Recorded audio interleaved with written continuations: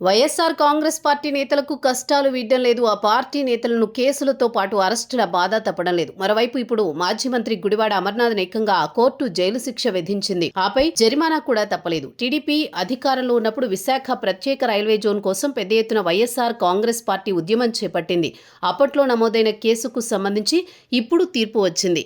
దీంతో గుడివాడ అమర్నాథ్కు 6 నెలల జైలు శిక్షతో పాటు 5,000 రూపాయల జరిమానా విధిస్తూ విశాఖ 2వ అదనపు ప్రధాన న్యాయస్థానం సంచలన తీర్పు ప్రకటించింది. అదే సంచలన వార్తగా మారింది.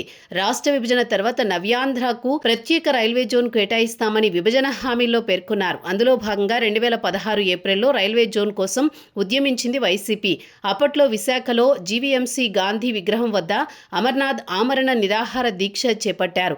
దీనిపై 2 టౌన్ పోలీసులు కేసు నమోదు చేసి దర్యాప్తు చేపట్టారు. అప్పటి నుంచి కేసు విచారణ కొనసాగుతూ వస్తోంది. అయితే తుది తీర్పు న్యాయమూర్తి వెల్లడించారు. ఏకంగా 6 నెలల జైలు శిక్ష, 5,000 రూపాయల జరిమానా విధించారు.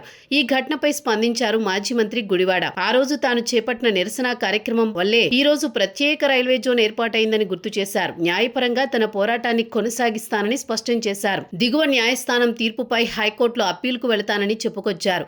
గత కొద్ది రోజులుగా గుడివాడ అమర్నాథ్ పెద్దగా యాక్టివ్గా లేరు. గతం మాదిరిగా పొలిటికల్ స్టేట్మెంట్లు ఇవ్వడం లేదు.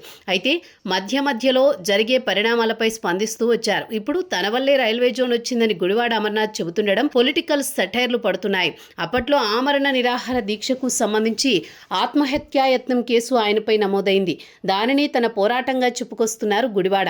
అధికారంలోకి వచ్చిన తర్వాత రైల్వే జోన్కు సంబంధించి 1 ఎకరం భూమి కూడా కేటాయించకుండా కాలయాపన చేసింది వైసీపీ. అయితే ఇప్పుడు కోర్టు శిక్ష విధించడంతో దీనిని గొప్ప పోరాటంగా చిత్రీకరించే ప్రయత్నం చేస్తున్నారు.